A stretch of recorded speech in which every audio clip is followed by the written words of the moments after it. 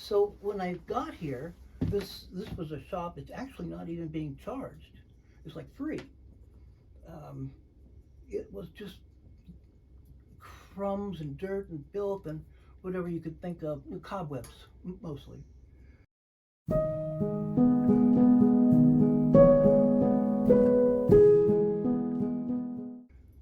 But what was so interesting, as I cleaned it up, I started to notice this guy had taken all kinds of stuff and cobbled together.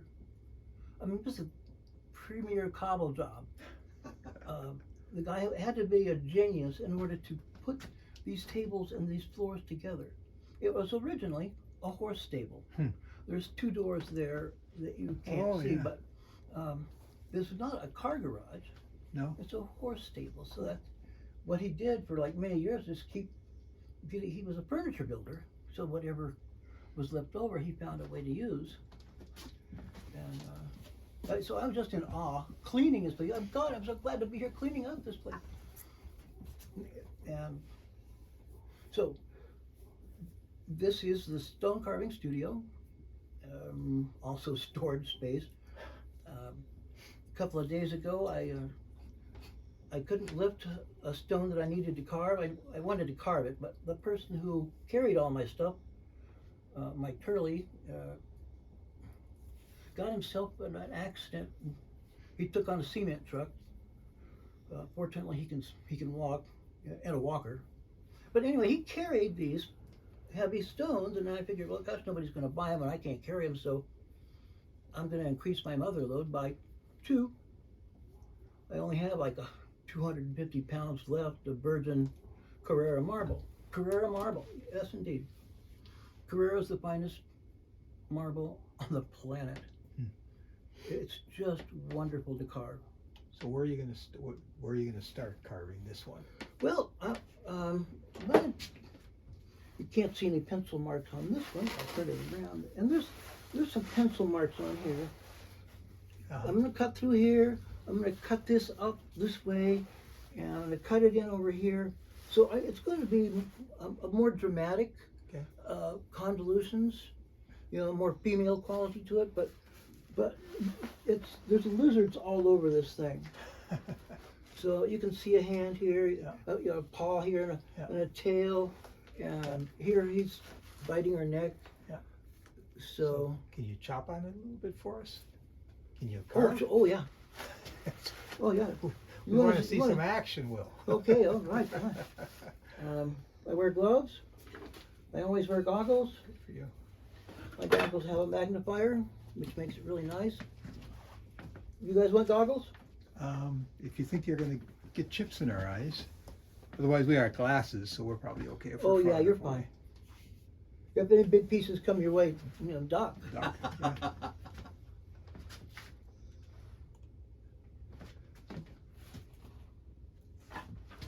Okay, so I'm looking for my favorite hammer.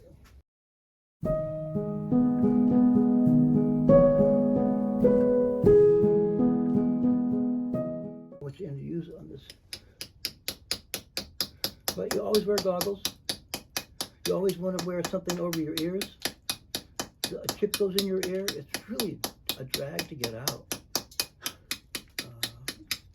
It's a lot harder than a bug because they stay down there. And anyway, it's starting to get to the fun part. And as soon as I get, say, done with this fine work that appears like I'm doing now, then we go to the quiet work. Pardon me, I'll try not to do that again.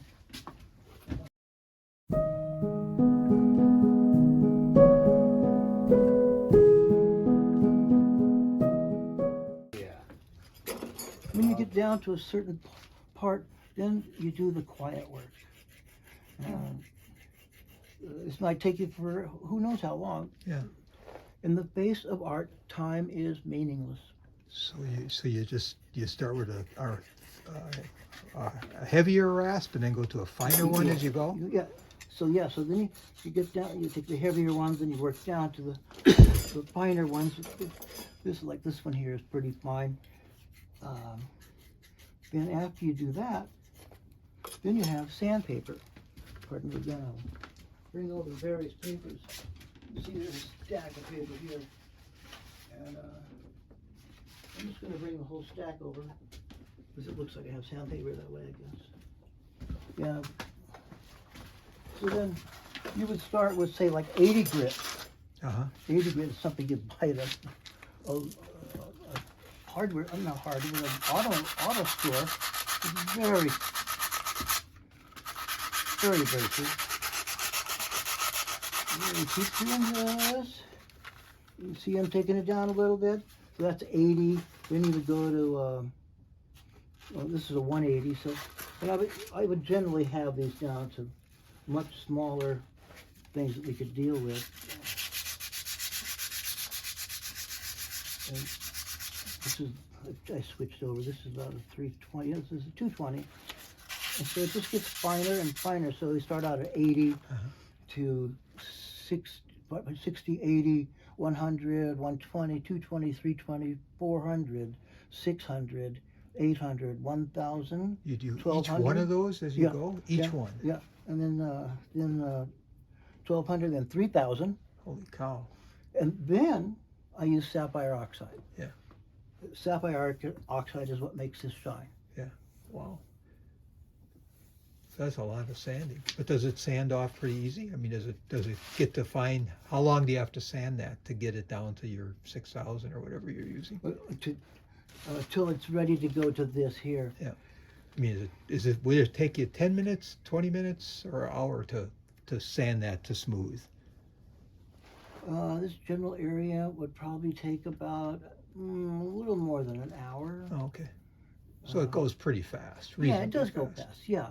You know, like some areas you don't sand at all. Right, yeah. Right. But the areas that I want to pop out, I have them pop out. Now I don't want them popping out so much. Yep. And there's, I mean, I can see now, I can really cut this in, make this look like it's coming out. Right. Just dip it down inside there. And started cutting here. So this will be like an item sticking out here. And I can, there's something else going on in there. Let's see it or not. But, this flowery, maybe that's a flower. Yeah.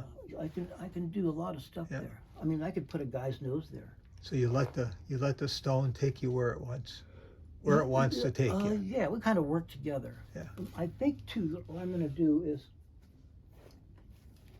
yeah, I've already started on this. I'm going to cut this down the middle here. Yeah. Kind of giving it more of a, you know, what are they? Bionic split of some kind. Oh, okay, yeah. So like that, and you'll have like two. Either they're coming together or coming apart. There's some physics word for it. Yeah. Chemistry or something you didn't know, but we don't know any of that chemistry stuff. So cool. They'll be kind of like twins. That's my first thinking. That those two pieces are going to be like twins, Well, or the yeah. one piece cut in half is going to be like twins. Maybe not so much twins, but self-referencing. Okay. That's really important to me, self-referencing. You know, if it doesn't reference itself, then it is pretty abstract. Yeah. But carving is abstracted to begin with, and it's a craft. Yeah. It's not really art. Well, I don't know. It has to be art. I have to get in the conversation with Vince. Oh yeah. Roy, he's an interesting guy. You know Vince? Oh yeah. No, you know Vince from Urban Sketching. Wow, he is. Vince, motorcycle guy. I mean, he's you've met him, I everything think. guy. He's like the all around. He's an interesting guy. Really a fun guy. Oh yeah, like where he's been. Yeah, it's amazing. He's made things pay off for him. But anyway, you want to see me chip some more? Where would you like to go? I want a chip. Oh, you want a chip? Absolutely. Okay. Try those.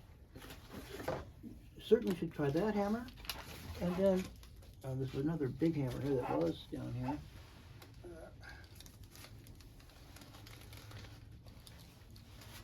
Anyway, I'll find that.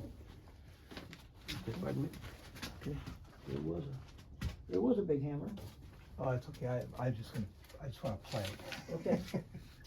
So, where can I chip without wrecking what you started? Oh, Anywhere? yeah, just about anywhere. I'm just gonna You play on the need to bottom here. cover your Okay, ears. work on the bottom. Huh? You need to cover your ears. Oh yeah, I need to cover my ears. Where's my earplugs? I have, God, I do have Thanks, Joel. all kinds of stuff to put over the ears.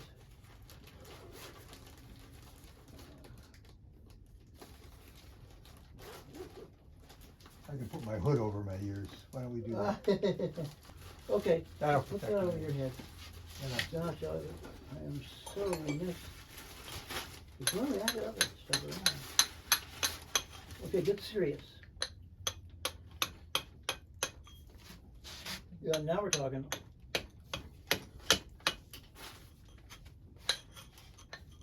help if I could see what I was doing. Put those points in there. Yeah. You know, those points are certainly to be used at all at once. Don't try to carve at just one point.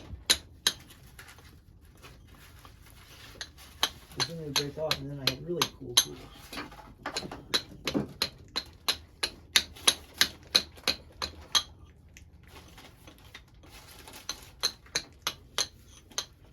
Alright. I get this product. Notice I'm putting my thumb on the wrong.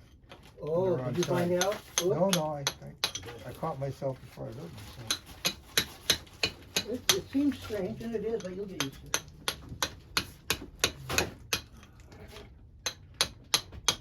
That's pretty cool. Yeah, you can do no harm, so whatever you stop No on. harm. You don't know me well enough. I can do plenty of harm.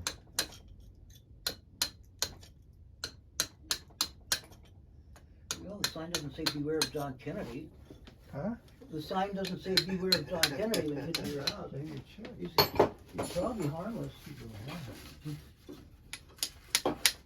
I think your bark is worse than your bite, maybe. Probably. I hope so.